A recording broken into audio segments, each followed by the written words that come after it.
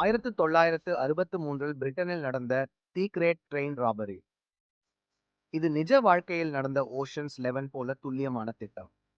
15 பேர் கொண்ட கும்பல் ஒரு போலி சிக்னல் வைத்து ராயல் மெயில் ரயிலை நிறுத்தியது.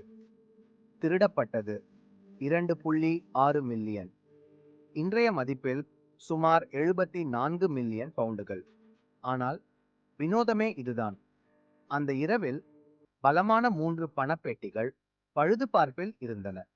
கொள்ளையர்கள் பலவீனமான பெட்டியை மட்டுமே குறிவைத்தனர். இது தற்செயலா? அவர்கள் 2.5 டன் பணத்தை எடுத்துச் சென்று லெதர் ஸ்லேட் ஃபார்ம் என்ற மறைவிடத்திற்கு தப்பினர். இங்குதான் இந்த கச்சிதமான திட்டம் பேரழிவாக மாறியது. கும்பல் மறைவிடத்தில் இருந்த அடையாளங்களை அழிக்கவே மறந்துவிட்டது. போலீசார் கைரேகைகளை கண்டுபிடித்தனர்.